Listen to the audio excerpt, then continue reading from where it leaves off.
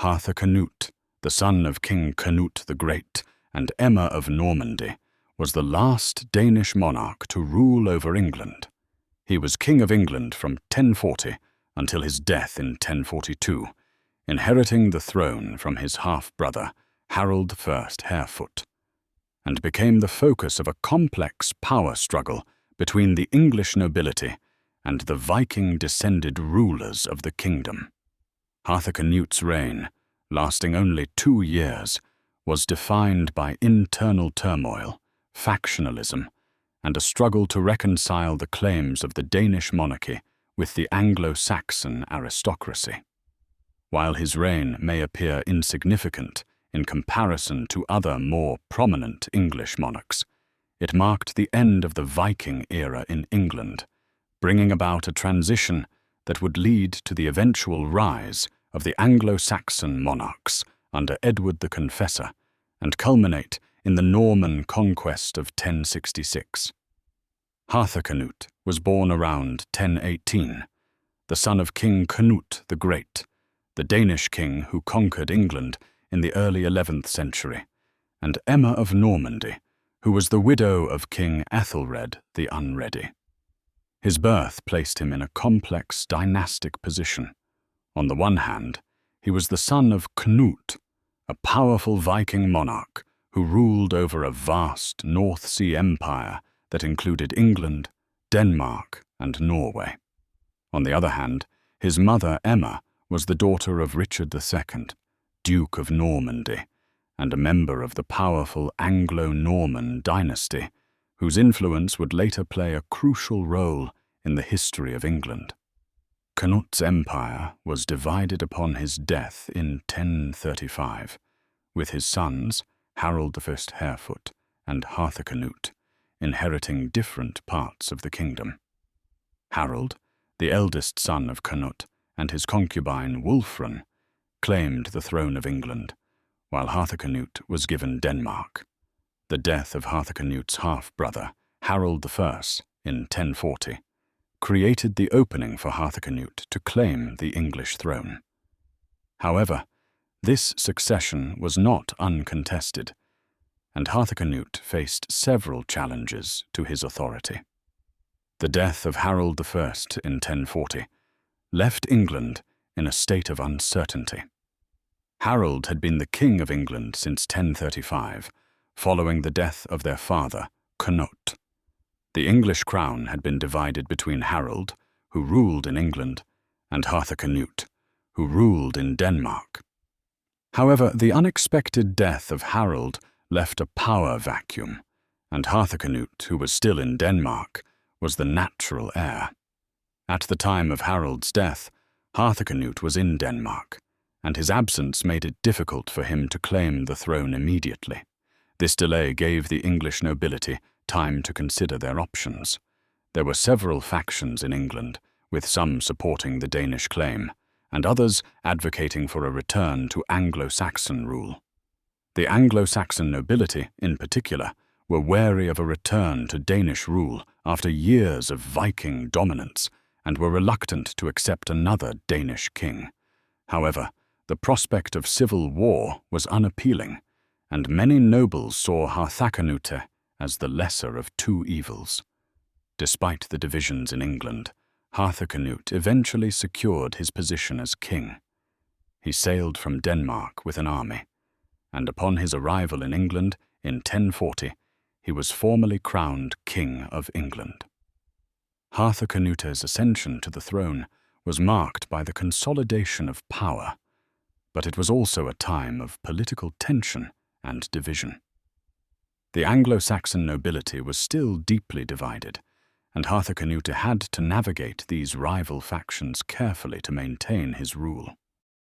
Harthacanute's reign, though short, was fraught with internal strife, political instability, and military challenges. One of the major difficulties that he faced was the lingering resentment of the Anglo-Saxon nobility towards Danish rule.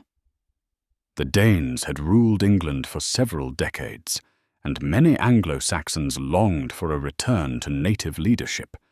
Moreover, The English had suffered during Canute's reign due to heavy taxation, military campaigns, and the presence of Danish settlers.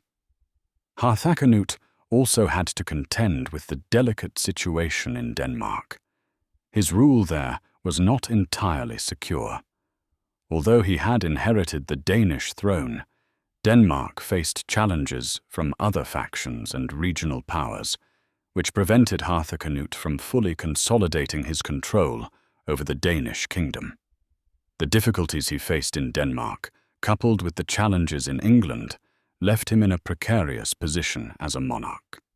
In 1041, Harthacanute's rule in England was threatened when he attempted to assert more direct control over the kingdom. He imposed heavy taxes to fund his efforts in Denmark, which led to resentment and unrest among the English people. His harsh taxation policies, aimed at raising funds for military campaigns in Scandinavia, alienated many Anglo-Saxon nobles and commoners. The English elite were also uncomfortable with the continuing influence of Danish settlers and administrators in England, and there were sporadic uprisings and rebellions during Harthacanute's reign. Despite these internal challenges, Harthacanute sought to stabilize his rule through political and military means. He was not content to rely solely on his father's legacy, but sought to further solidify his control over both England and Denmark.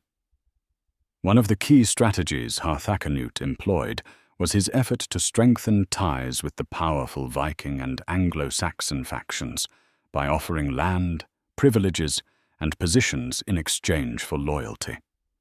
Throughout his reign, Harthacanute's relationship with the English nobility was strained. While he managed to secure his position on the throne, he struggled to unite the Anglo-Saxon and Danish factions.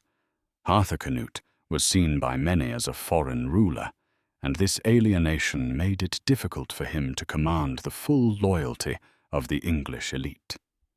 Moreover, Harthacanute was unable to fully reconcile the competing interests of the English and the Danes. He attempted to maintain a balance between the two factions, but his efforts were often unsuccessful.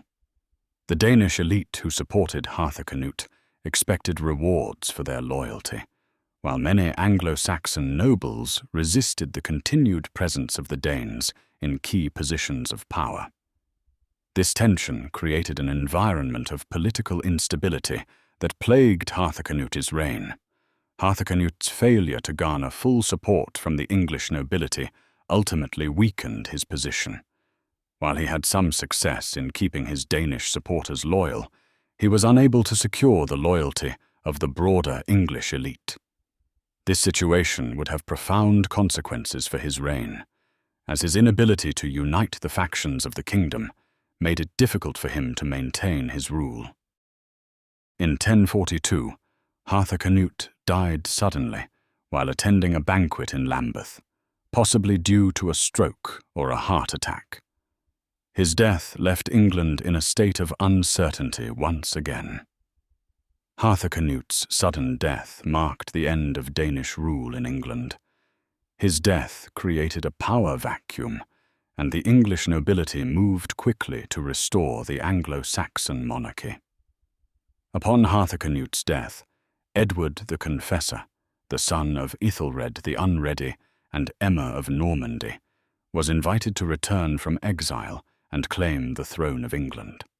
Edward's ascension to the throne marked the end of the Danish dynasty in England and the return of the Anglo-Saxon monarchy.